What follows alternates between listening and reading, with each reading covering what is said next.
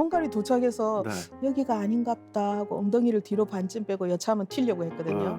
어쨌든 내가 순종은 했지만 있을 때까지 있어보자 했는데 2달이 지나도록 방을 구할 수가 없는 거였습니다. 그래서 어찌어찌해서 이제 원룸을 얻어서 둘이 들어갔는데 아주 자연스러운 옷을 입고 화장실에 앉아서 타일을 세고 있었습니다. 가로 몇 개, 세로 몇 개 하는데 그날 아침에 읽었던 아브라함의 묵상이 생각이 나는 거였습니다. 타일을 2번째 벽을 세고 있는데 하나님께서 난 네가 견뎌낼 줄로 믿었다 그러시는 것이었습니다.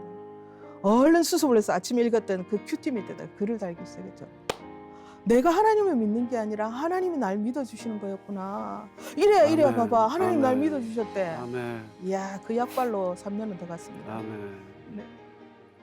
안녕하세요. 내가 매일 기쁘게 신현준입니다. 어린 시절부터 부모님한테 버림받고 또 결혼 후에는 남편에게 버림받고요. 우울증과 불면증, 심지어 극단적인 선택까지 눈물이 마를 날 없이 이렇게 고난 속에서 살아온 싱글맘 박나오미 선교사님을 모셨습니다. 선교사님 어서 오십시오. 반갑습니다. 안녕하세요. 환영해 주셔서 감사합니다. 네, 선교사님 저희 시청자 여러분들한테 간단하게 인사 부탁드립니다. 네, 저는 헝가리 이제 11년 차고요. 네. 부다페스트에서 딸과 함께 딸이 이제 올해 30살인데 네. 계속 1+1으로 생활을 했습니다. 그래서 한인 상담센터를 운영을 하고 있고요. 네. 또 한인들의 고충과 또 어려움들 그리고 요즘은 국제 결혼을 하시려는 그 헝가리 청년들을 대상으로 또 이야기도 들어주고 네. 또 준비점, 예비점들을 그 결혼에 실패한 자로서 그 관점을 이야기하고 아주 신중하게 들어주고 있습니다. 그리고 독서 모임도 발족해서 운영을 하고 있고요. 네. 지금은 유럽에 흩어져 있는 선교사님 부인들, 고립되어 있고 고착되어 있는 분들의 상담 창구가 되고 있습니다. 부다페스트 네. 영화 속에 참 많이 나오는 곳인데 네. 부다페스트 어떤가요? 부다페스트에서 10년을 견뎠던 이유를 제가 살펴보니 네. 공원이 많아서 저한테 좋았고요. 그리고 그 안에서는 대중교통이 네. 저한테는 좋았습니다. 아주 네. 편리하고. 예. 그리고 야경이 제 개인적으로는 너무 좋아서 네. 그것이 저한테 이제 힐링이 되고 네. 터치가 되었던 것 같습니다. 그래서 또 영화 촬영지로도 많이 부다페스트가 나오나 봐요. 아까 1대1 1+1 하셨는데 따님은 그럼 결혼을 아직 안 하셨나요? 네. 그러시군요. 오프닝에서 소개를 드렸지만은 얼마나 힘들게 살아오셨을까 마음이 좀 그런데요. 오늘 또 다시 아픈 기억을 끄집어내야 돼서 한편으로는 너무 죄송스러운 마음도 있는데 괜찮으시죠? 네, 지금은 괜찮습니다. 네. 네. 또 많은 분들이 선교사님 이야기를 듣고 힘을 내고 또 도전이 되는 그런 소망의 시간이 되었으면 좋겠습니다. 아멘. 예전에 그 책을 한 권을 내셨는데 책 제목이 아주 강렬했던 기억인데 제목이 뭐였죠? 제목이 다시는 말할 수 없는 네. 네, 하나님 저 이혼했어요라는 제목으로 초판을 찍었고요. 예. 그래서 엄청 많이 욕을 들어먹고 네. 책을 낸 게 독인가? 책을 냈던 이유가 예. 그 원고 교정 아르바이트를 하고 있었는데 그 교수님 부부가 책을 많이 내셨거든요. 네. 그래서 야, 너도 책을 한 권 써보자. 네가 네. 살았던 삶을. 그래서 신림동 고시원에 가서 3주 만에 책을 2,000장 원고지를 후루룩 다 썼어요. 네. 그렇게 하고 책을 냈는데 아주 욕을 많이 먹고 이제 출판사랑 의논해서 개정판으로 제목을 새로 냈죠. 네. 허그많은 제목 중에 왜 그 제목을 사실 출판사에서도 제목을 정할 때 같이 정하지 않아요? 제가 소제목 안에 썼던 거를 예. 이거 제목 너무 좋다. 오. 확실하다. 예. 네, 크리스천으로서 이혼의 삶을 드러낼 수 있는 건 쉽지 않은데 네. 근데 저는 나이도 30살이었고 그냥 책을 써야 된다는 생각. 네. 책을 내면 방을 한 칸 좀 얻을 수 있지 않을까라는 세상 물정을 몰랐던 제 네. 생각이었죠. 이제 책으로 욕을 먹었지만 위로 받는 분들도 엄청 많죠. 네, 많습니다. 네. 그 책이 신문 광고도 나가고 또 책이 나오고 나서 라디오 프로그램도 나가면서 어떤 분이 그 책 속 표지에 제 전화번호가 있었거든요. 네. 그래서 전화를 어느 여성이 전화를 걸어서 내가 딱 이혼을 하고 죽기 직전에 네. 이 신문 기사를 보고 이 책을 꼭 한번 읽어보고 싶다 해서 이분이 도서관에서 빌렸는지 책을 사셨는지 읽고 저한테 전화를 네. 주신 것이었어요. 그래서 막 극단적인 선택을 하고 싶었던 마음을 돌려서 자기도 한번 살아봐야 되겠다. 그 얘기를 해줬던 것이 저한테는 터닝 포인트가 되었습니다. 네. 이게 참 누군가에게 위로를 줄 수 있다라는 것도 정말 큰 은혜고 축복인 것 같습니다. 어릴 때 부모님으로부터 이제 버림을 받았다고 들었는데요. 그러면 누가 선교사님을 키워주셨나요? 저 아버지랑 엄마가 일찍 집을 나가셔서 네. 아마 4살 때쯤 아유, 친할머니가 저를 그럼 데리고 선교사님 다녔어요. 기억에도 없으시겠네요. 네. 4살이면. 아버지는 1년에 한 번은 들어오셨어요, 가끔. 아, 예. 엄마 쫓겨나는 거 보고 음, 할머니가 이제 저를 키우셨죠. 지금 돌아보면 50대 후반, 저보다 몇 살 더 많으셨을 텐데 얼마나 성가셨을지. 네. 그래도 몸에서 떼어놓지 않고 저를 계속 다녀주셨어요. 모든 예배란 예배는 다 섭렵했고. 예. 아, 네. 할머님이 네, 크리스찬이셨구나. 네, 할머님 신앙이 아주 깊으셨습니다. 야, 그 당시에는 이렇게 불교가 많을 때인데 네. 네, 크리스찬이셨군요. 할머니의 친정 어머니, 네. 저는 상할머니라고 불렀는데 예. 그분이 집에 오시면 항상 하얀 한복을 입으시고 예. 머리에 쪽을 짚고 머리를 이제 흔드시는 그것도 질병이겠지만 흔드시면서 성경을 읽고 저한테 이제 용돈 50원을 주시고 예. 그 기억이 남고 그래서 저는 모태신앙이라는 말이 너무 갖고 싶었어요. 그 말이. 네, 네. 그래서 나도 우리 할머니 뱃속에서 태어났다. 네. 나 할머니 뱃속에서부터 예수 믿었다. 그 말이 무슨 뜻인지도 모르고 그렇게 말을 하고 다녔습니다. 야, 그리고 3대가 네, 저까지 이제 네. 딸까지 4대. 야, 네. 너무 멋지고 부럽습니다. 네. 음. 친할머니의 사랑과 보살핌이 있었지만 어릴 때 이제 많이 맞고 자랐다고 들었는데요. 아, 저도 아빠지만은 자꾸 어린아이를 어떻게 때릴 수가 있을까요? 할머니에게 아들이 셋 있었는데 아버지가 장남이고 네. 또 삼촌, 큰삼촌 계시고 막내 삼촌이 음. 머리가 아주 좋았었습니다. 그래서 모든 책을 많이 사보고 그러셨는데 아마 세상이 뭔가 어려웠겠죠, 삼촌한테도. 그래서 항상 술을 입에서 끊지 않고 그때는 어린 저도 술 심부를 많이 했습니다. 네. 네, 막걸리, 뭐 네. 잔소주. 음. 너무 전문가 같나요?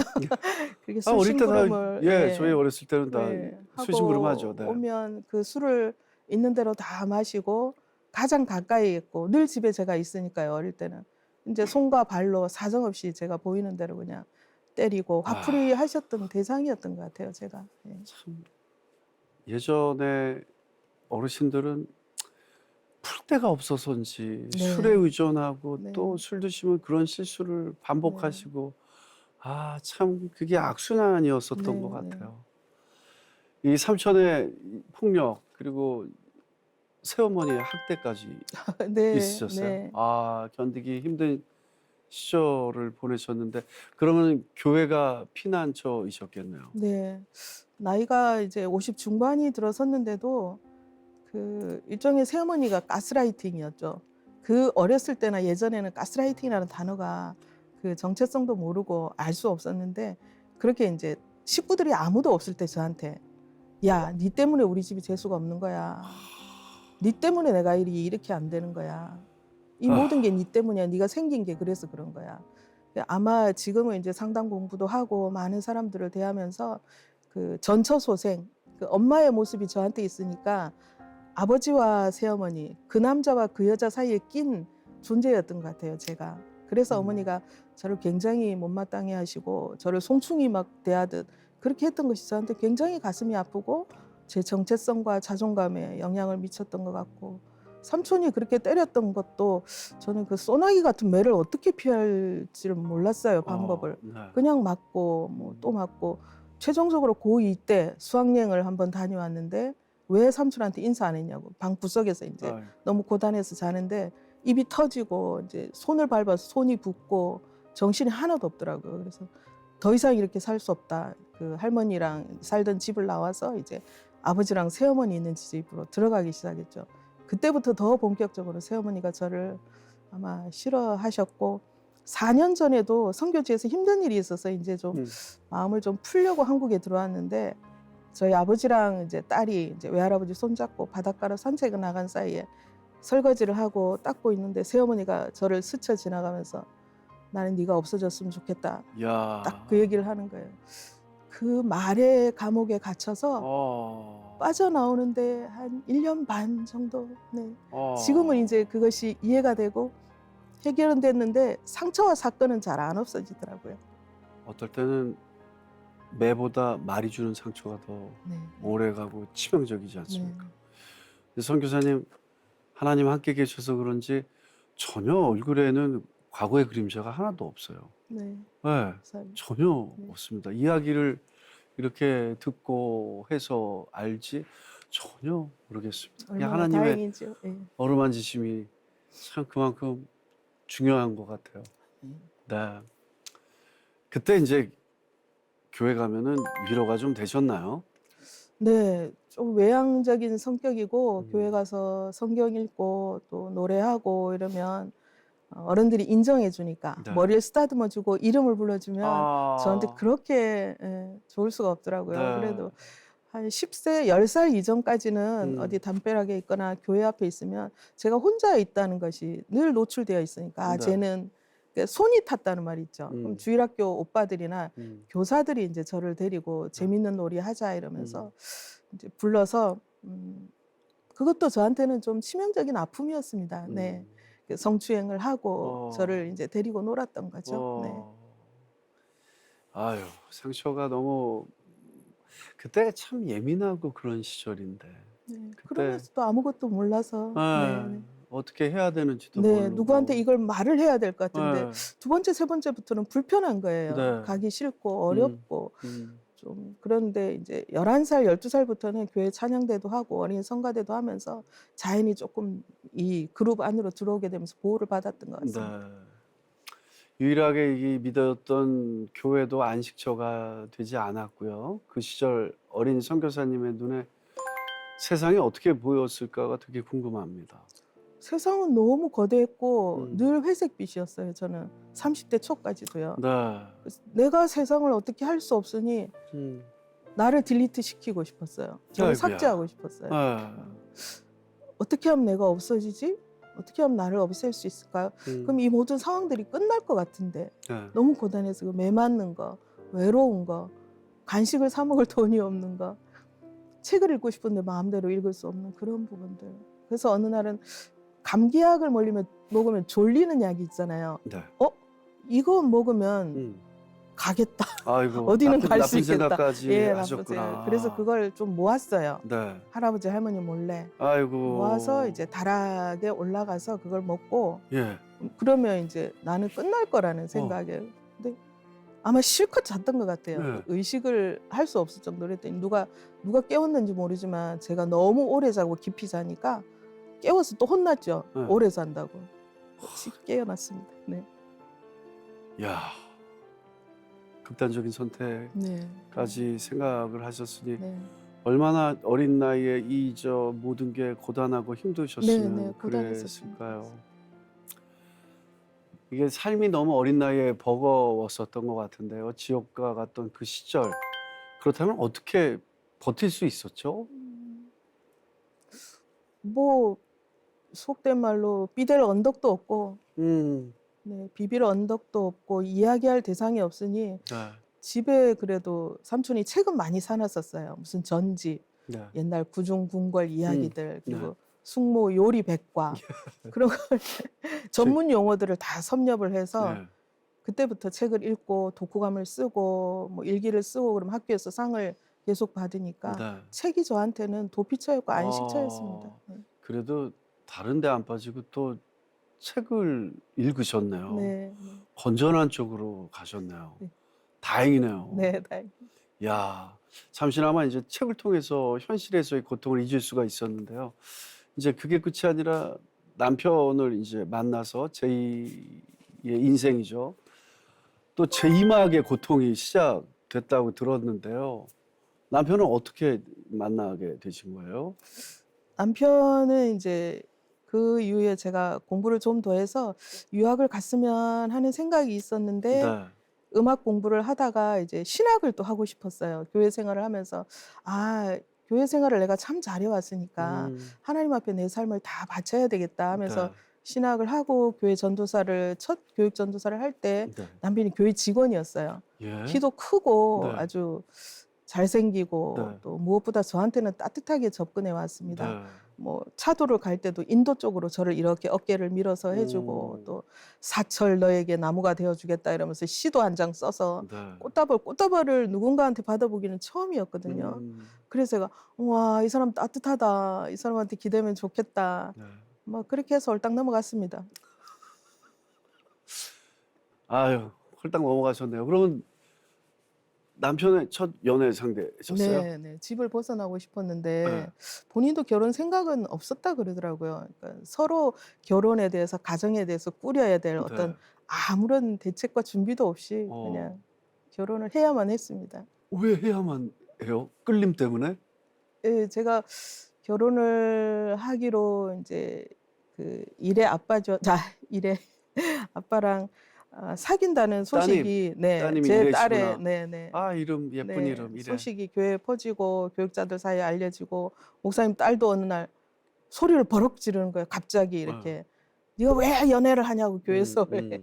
그리고 담임 목사님께서 제가 예배 때 회중 예배 때 찬양을 인도하는데 뒤에서 공개적으로 오늘부터 박전도사는 찬송 인도를 하지 마라 딱 그러셨어요. 예. 그 이유가 이제 목사님이 아끼는 직원과 그러니까 저도 목사님께서 물론 아끼셨지만 그 결혼을 말리고 싶었는데 그런 방법을 쓰실 수밖에 없었던 권위적인 네. 그때도 그래서 저는 그때가 가슴이 아픈 게 저한테 조금 더 여유 있는 생각을 좀 하도록 이렇게 이끌어 주셨다면 그냥 한때의 연애 장난으로 이렇게 몰고 또 새로운 길을 갈 수 있었지 않았나 하는 네. 잠깐의 탓을 또 해보기도 합니다. 예. 가족이나 주변 분들이 결혼 찬성하셨어요? 뭐 처음엔 그 제가 결혼하려고 했던 사람을 보면서 많은 분들이 와, 저 사람 사위 삼으면 좋겠다. 저 사람 우리 딸하고 시켜야 되겠다라고 하셨던 분들이 막상 제가 이제 저희 아버지한테 아버지 이 사람과 결혼해야 되겠습니다 이랬더니 아버지 극구 반대하시는 거예요. 아이고 막 안 된다 치아라. 네. 그러면 안 된다 그러시는 거였어요. 왜 안 되는지 이유를 말씀 안 해주시고. 네. 근데 사실은 학벌이 그 친구가 이제 좀 중졸이었고 저는 이제 대학교 졸업이어서 그래서 저는 아닙니다. 제가 검정고시 시켜서 네. 반드시 대학을 보내겠습니다. 이제 선교사님께서? 네, 예. 그런 각오로 이제 결혼을 밀어붙였죠. 좀 고집이 있었습니다. 제 마음에 이 결혼 좀 파토나더라도 밀어붙여야지 내 자존심이 살겠다는 고집도 있었습니다. 네. 그러면 모두가 반대했던 결혼 생활은 행복하셨나요? 아니었죠. 네. 하지만 한 3개월 정도는 깨가 쏟아졌습니다. 3개월은 아우, 네, 깨 당연히 쏟아줘야죠. 네, 어떤 책에 보니까 그 깨가 쏟아지는 게 5월에 걸리면 우리 뇌도 이상이 온다 그러더라고요. 3개월 지나고 나니 이 사람이 이제 집에 슬슬 안 들어오는 게 그때부터 좀 조짐이 보였습니다. 네, 보였고 이제 9개월 지나거나 신혼 9개월 차에 제가 아이가 들어서고 네. 입덧을 굉장히 아주 심하게 했습니다. 네. 뭐 거의 아무것도 먹지 못할 정도로 그래서 만삭이 59kg가 될 정도로 굉장히 말라가기 시작했는데 이 사람이 집에 안 들어오고 근데 어느 날은 한 열흘에 한 번 들어왔던가 어디서 뭘 해요? 뭘 했는지 저는 제가 추적할 수가 없어서 네. 왜 집에 안 들어올까? 뭐 일이 있다고 그러니까 네. 돈 벌고 오나 보다 또 나를 위해서 또 뱃속의 아이를 위해서 그러는가 보다 했는데 아마 의심과 어떤 그런 정황상 뭐가 보이는 증거가 있는데도 제가 그걸 두려워서 아마 자꾸 회피하셨구나. 예, 그랬던 것 같습니다. 회피했던 것 같습니다. 네.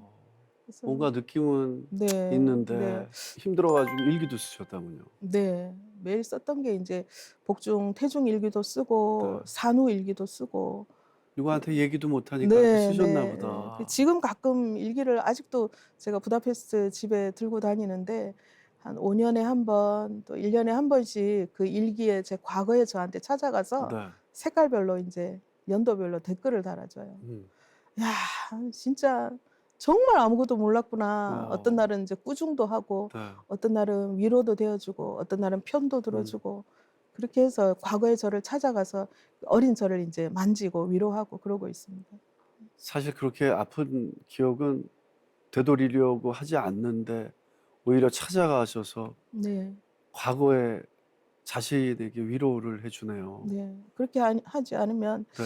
제가 제 자신을 용납할 수 없었고 또 어, 제가 가진 신앙과 제 음, 자신을 통합하는 데 굉장히 어려움을 겪었거든요. 네. 네. 이 아이를 가졌을 때 사실 가장 사랑받고 또 축복받아야 될 그런 시간인데 남편은 집에 자주 안 들어오고 심리적으로 엄청 불안했을 것 같아요. 네. 들어오지 않고 뭐 연락처도 주지 않고 뭐 어떻게 살아야 될지는 모르고 교회에서 전도사 사역을 하지만 그 사례금으로는 둘이서 뭐 사는 것도 너무 희박하여서 교회 목사님께서 이걸 구청에 좀 지원금을 받도록 하자. 그러려면 이제 이혼을 하는 게 낫지 않겠냐 음, 이제 조언을 주셨어요. 그렇게 해서 법적 이혼을 하기 전에 제가 가지고 있던 옷 중에서 이제 미스 때 입던 정장을 꺼내고 오랜만에 구두를 신고 아이를 들쳐업고 남편이 일하는 곳을 찾아갔어요. 음. 그래서 무릎을 꿇었어요. 제가 가지고 있는 게 자존심밖에 없는데 내가 이 무릎 한번 꿇자. 그리고 집에 돌아와 주면 안 되겠냐고. 제발 집에 돌아와 달라고. 아, 그렇게 했더니 그 사람이 하는 말이 이제 숟가락 2개, 밥그릇 2개만 놔두고 너희 둘이 살아라. 딱 이러는 거였어요. 네. 아니 왜 결혼했을까? 혼자서 아이 키우기 얼마나 힘들었을까요? 혼자 아이를 못 키워서 포기하고 싶었던 적이 많았습니다. 특히 뭐 갈 곳이 없으니 사회복지 시설에 저희가 한 2년 가까이 입소한 적이 있었는데 네. 다 아침이면 아이가 울고 저녁이면 엄마가 고함 지르는 그 상황에서 저도 그 감정의 흐름들을 영향을 받았던 것 같습니다. 그래서 아이가 울면 왜 우냐고 때리고 내가 이렇게 아이고야. 열심히 사는데 넌 왜 우냐고 저도 소리를 어, 지르고 방법이 없는 것이 너무너무 지긋지긋하더라고요. 그렇게 앉아서 막 울면서 하나님을 향하여서 삿대질도 하고 또 이 아이를 어떻게 키우면 좋을지 음, 저한테 좀 누군가 방법을 좀 알려주셨으면 음, 좋겠다는 그 생각을 했습니다. 네. 그래서 내가 맞고 이렇게 컸는데 내가 이 아이를 더 이상 때릴 수가 없지 않냐는 음, 생각에 아이 등짝을 때리려던 손을 제가 막은 적도 있었고 네. 그러면은 이 아이를 어떻게 키워야 될지 답이 없을 때 음, 하나님께서 그 아이의 이름이 생각나게 해주셨습니다. 음, 그래, 하나님께서 예비해 주신 그 다른 길들이 있을 거야. 새로운 마음이 있을 거야 하면서 그 여호와의 일에 이름을 지었던 그 생각을 하면서 참 많이 울었습니다. 네. 베개가 젖도록 울 뿐만 아니라 밤새 잠을 안 자고 아이 몰래 울었던 적이 있었어요. 네. 선교사님께서는 이제 엄마도 처음이고 사랑을 받아본 이제 경험이 없는 거잖아요. 딸한테 또 그런 선교사님이 받았던 사랑에 부족하지 않을까 이런 고민도 있을 것 같고 딸한테 뭐 미안한 마음이 들어서 사과 같은 거 하셨어요?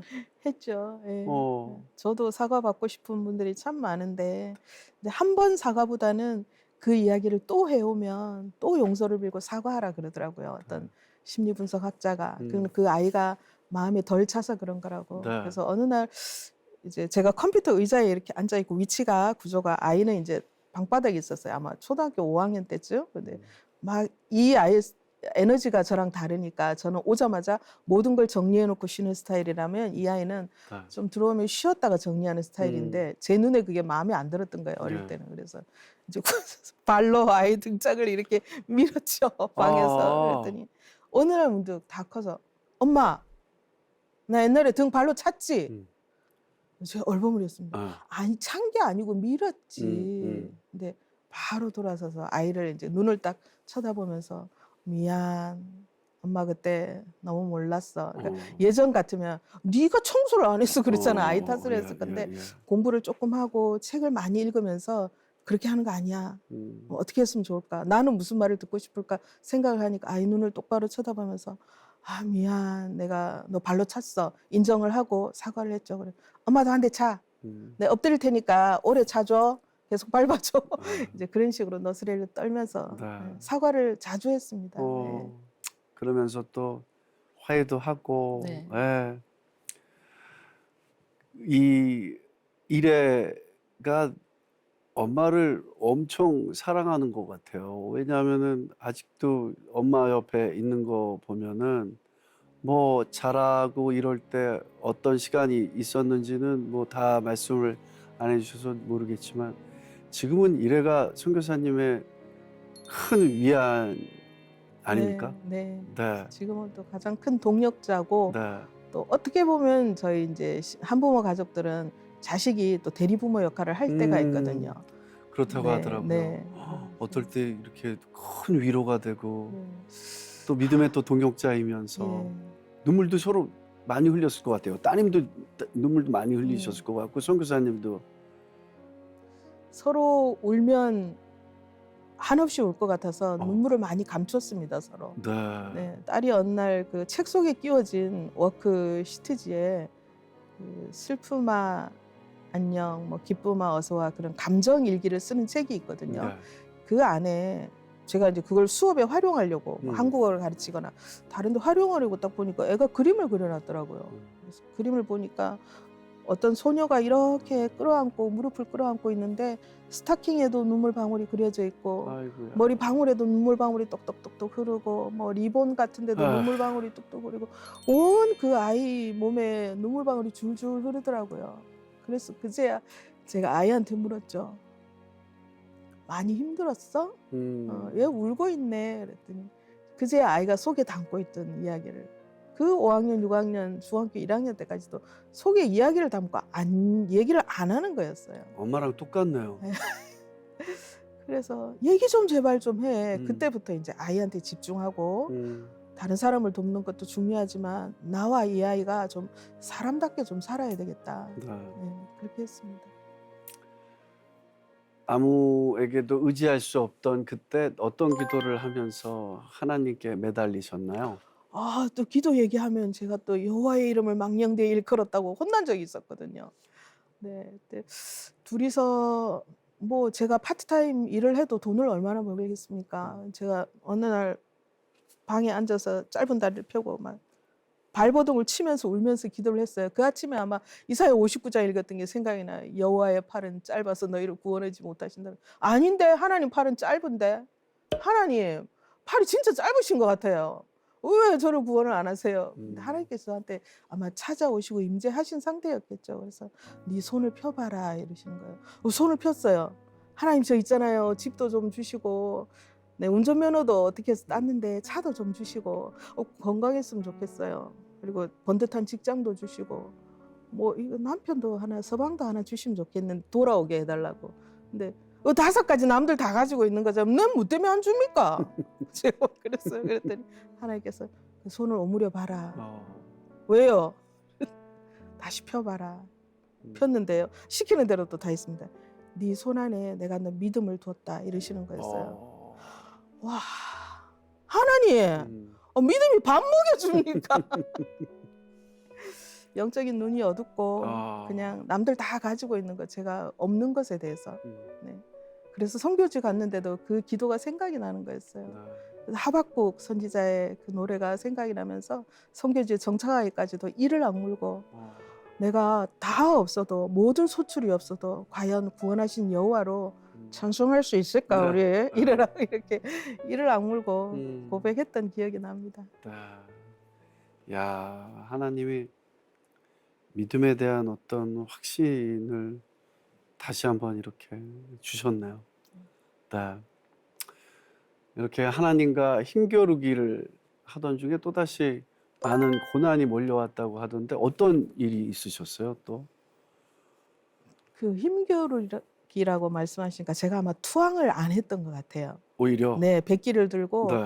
하나님 완전 바짝 엎드리는 그 기간을 유예시켜 주시고 기다려 주시지 않았나 싶은 게 그 이후로 건강검진, 국가건강검진에서 심장이 이상하니까 좀 큰 병원에 가보시라는 얘기를 듣고 또 큰 병원에 갔었습니다. 아이가 아마 4살, 5살 때였던 것 같아요. 갔더니 심장벽이 두꺼워지는 비대성 심근증 혹은 비후성 심근염이라 그러거든요.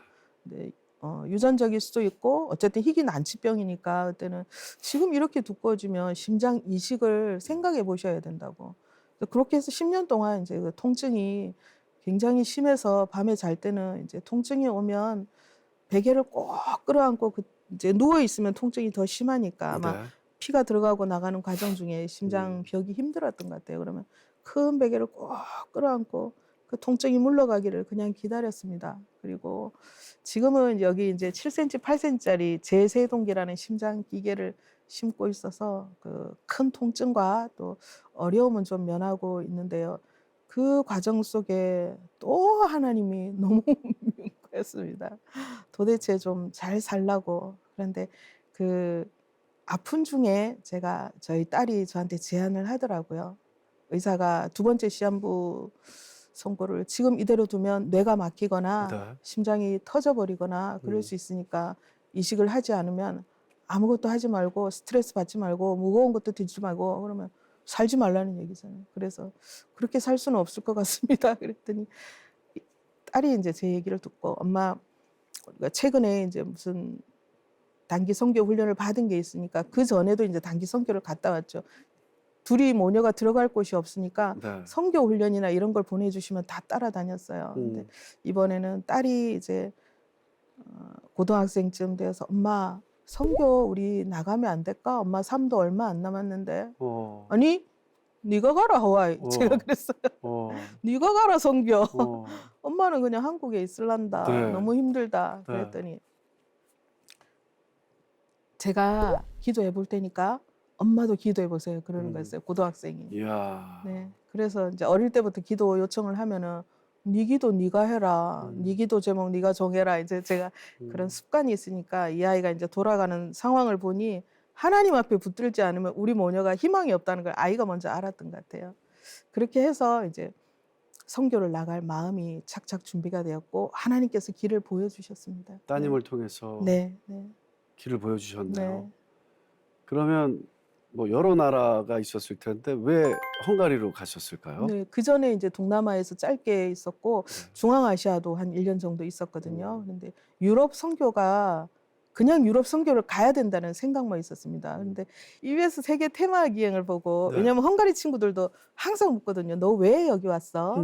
무엇이 너를 여기 오게 했어? 이렇게 묻습니다. 그래서 저희한테는 이제 우이 일레트라고 헝가리어로 새 삶이 필요해서 왔어. 네. 근데 그 새 삶에 세계 테마 기행에 너희 나라를 보여줬어. 그러니까 도시가 아닌 그 변방 지역을 보여줬는데 말도 달려가고 뭐 목축업을 하는 것도 보이고 저는 이제 언어에 대한 감각을 하나님께서 주셨는데 네. 새로 듣는 언어였습니다. 슬라브족도 아니고 무슨 다른 언어도 아니고 저 언어가 뭐지? 너무 궁금하다. 저기 꼭 한 달을 살러 가봐야 되겠다 해서 이제 딸과 제가 이제 비전 트립을 떠났죠. 처음에는 그렇게 긴 기간이 아니고 단기 선교 생각하셨나 봐요. 네, 네. 그렇게 헝가리를 갔다가 나 이제 헝가리에 있어야 되겠다라는 생각을 품게 되신 거예요. 네, 네. 이게 사실 또 아까 얘기하셨지만 TV 보고 선교지 정하기가 쉽지 않은데 하나님이 이것이다고 딱 이렇게 뭐 확신 같은 걸 또 주셨나 봐요. 그렇지는 않았던 것 같습니다. 그때는. 그냥 무작정 네. 좋아 보여서 네. 진짜 아까 말씀하신 예. 것처럼 이 나라에서 사실 다시 내 인생을 좀 바꿔보고 싶다라는 생각이 드셨나 보다. 그때는 처음은 아니었습니다. 근데 어쨌든 여기가 선교지가 맞는지 네. 우리가 자발적인 첫 순종이니까 한 달을 가보자. 그래서 한 달을 있는 동안 모든 대중교통을 다 타고 헝가리 시내와 좀 시외 지역을 다 보고 이제 일의 생일이 5월이었는데 그 에어비앤비 숙소에서 일에 저쪽에 앉고 제가 여기 앉아서 우리 기도해보자. 엄마 마음은 49%는 한국이고 51%는 헝가리에 선교를 와도 될 것 같아. 자, 그러면 그렇게 해서 이제 한국에 가서 둘이 기도를 하는데 5월에 들어가서 8월에 다시 모든 걸 정리해서 나오는 그 3개월 동안 그다음 계속 기도를 했습니다. 3개월 동안.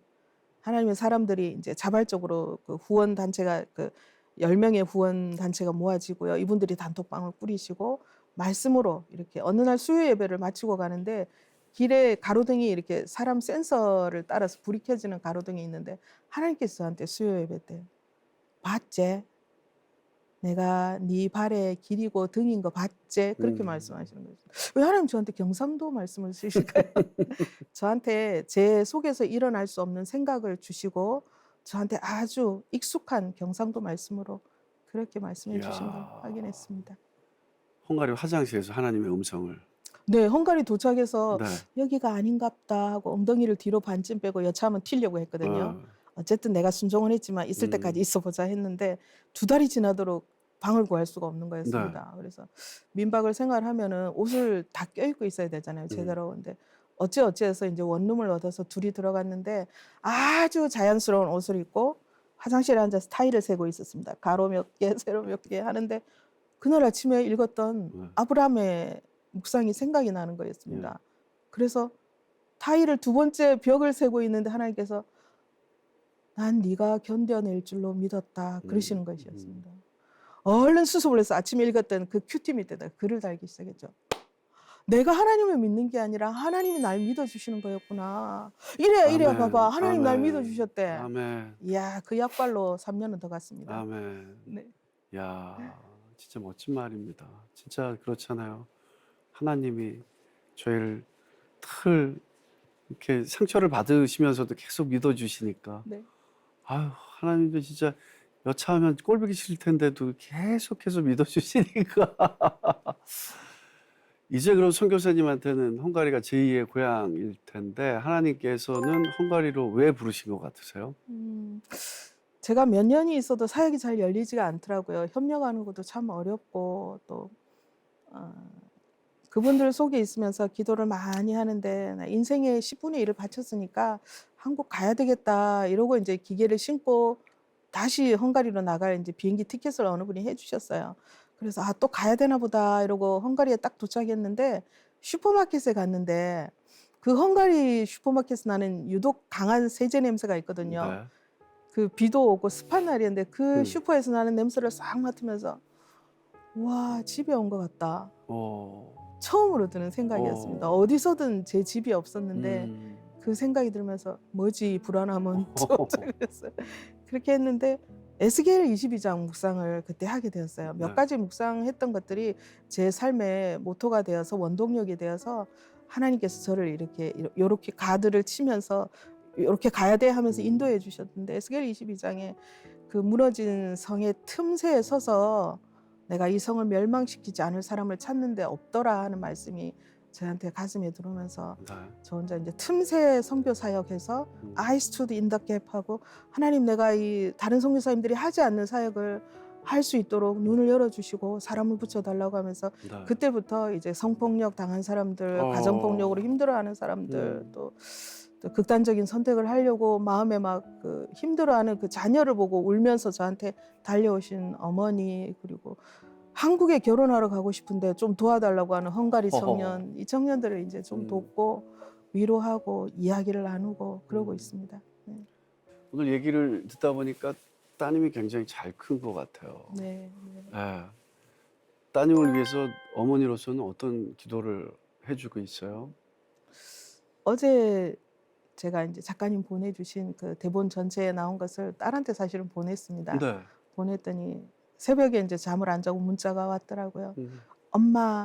엄마가 내 엄마라서 난 너무 좋아. 엄마 고마워. 그 얘기를 하는 것이 저한테는 눈물 난다. 지나온 날의 아픔과 또 아이에 대한 미안함과 또 죄책감 같은 것들을 이렇게 계속 이렇게 씻겨보내는 그런 작업을 아이가 해주더라고요. 네. 거기서 하나님의 사랑을 제가 느꼈습니다. 아이가 2살 때 뭔가 그 아이 입을 통하여서 저를 확인시켜 주는 것 같았어요. 저기서 뛰어오면서 손에 이제 껌을 한 뭉치 들고 오면서 야 엄마 이러면서 엄마 이름을 부르고 막 달려오는 거예요. 나오미, 배 나오미, 입 나오미 막 그러면서 그래서 엄마 이름을 부르면서 달려오는 그 아이의 모습이 하나님이 저한테 들려주시는 음성 같아서 딸한테도 참 고맙죠. 그리고 헝가리에 이제 국빈 방문하거나 또 영화 촬영이나 또 뮤직비디오를 찍으러 오시는 분들이 있으면 아이가 이제 통역을 하기도 하고 현지 코디네이터로 하고 또 그 촬영 감독님들을 얘가 이제 코드가 맞더라고요. 촬영 감독님들 틈에 붙어서 그 통역과 심부름을 하고 또 현지인들과 그렇게 네. 일을 돕고 있습니다. 아유, 잘 됐네요.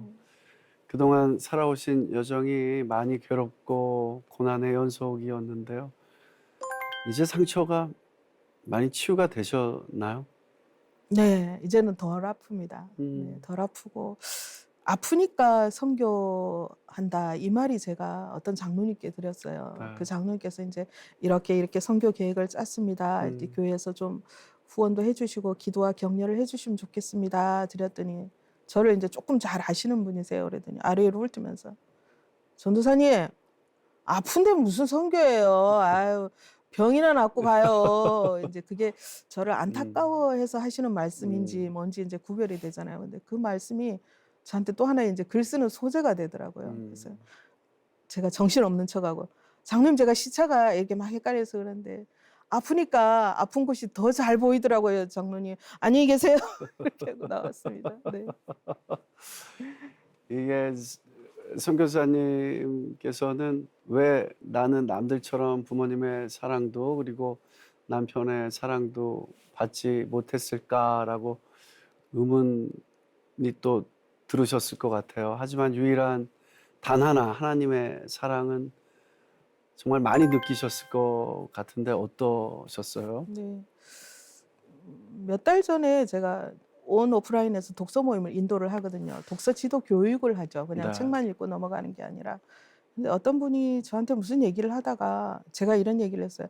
아, 저도 부모님 사랑을 받지 못해서 이렇게 하고 그러면 그날 모임이 끝나면 제가 복기를 하거든요. 오늘 내가 했던 말, 들었던 말을 가지고 이제 기도 자리로 가는데 그날 기도하는데 하나님께서 네가 언제까지 사랑을 못 받았다고 말할래?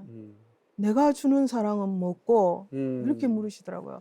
저 얼른 하나님, 하나님의 사랑이 있었네요. 그리고 하나님 너무 죄송해요. 그 사랑이 좀 저한테 더 많이 차고 흘러 넘쳤으면 좋겠습니다. 이제 그렇게 하나님과 타협을 보고 있습니다. 오늘 선교사님의 얘기가 한편의 진짜 영화처럼 웃다가 울다가 또 큰 감동으로 다가오는데요. 이제 사역도 좋지만 좋은 분 만나셔야죠. 네. 네. 네. 늘 혼자 사역하니까 네. 체력도 많이 이렇게 부족하고 또 아이가 어느 날 이제 엄마 사역에서 나를 좀 빼달라는 얘기를 하더라고요. 아까 그 1+1 네, 이래 씨. 선교사 자녀들이 흔히 하는 말이 그게 많더라고요. 그래서 함께 동역할 수 있는 분이 생기면 참 좋겠다. 혹은 남성이 생긴다면 머리 숱이 부족해도 하나님을 사랑하고 다른 사람을 이해할 수 있는 또 해외 생활도 수용할 수 있는 분이면 참 좋겠다는 기도 제목을 이제 목사님들께 나누고 있습니다. 네. 또 다른 기도 제목 있으십니까?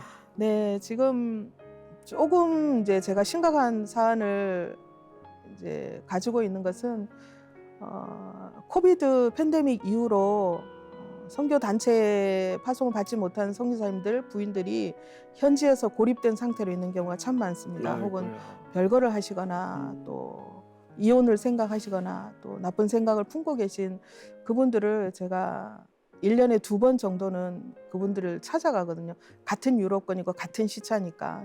처음에는 전화보다는 그분들한테 숙소를 마련해 주세요. 저는 1시간에 상담료가 얼마입니다. 이런 얘기를 못 드립니다. 그래서 예기치 않게 어떤 분이 자기가 실직을 해서 그 실직 기념으로 저한테 헌금을 했다 그러면 그런 걸 모았다가 집세를 빼고 비행기 편이 마련되면 그곳으로 달려가서 그분들을 안고 울어드리고 그분들의 얘기에 귀를 기울여드리고 그래서 그분들이 제가 있음으로 인해서 숨통이 트인다는 말씀을 하실 때 앞으로 이 사역을 어떻게 해야 될지 함께 하시는 분이 없으면 참 어렵지 않겠나 그 생각이 듭니다. 선교사님들을 좀 이해해 주십시오. 네.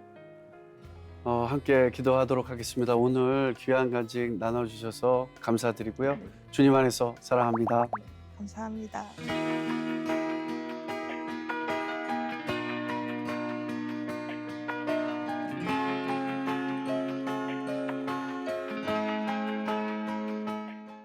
이 프로그램은 여러분의 미디어 선교 후원으로 제작되었습니다. 선교는 사명, 후원은 동역. 당신도 복음을 전할 수 있습니다. 선교 후원 02-6333-1003번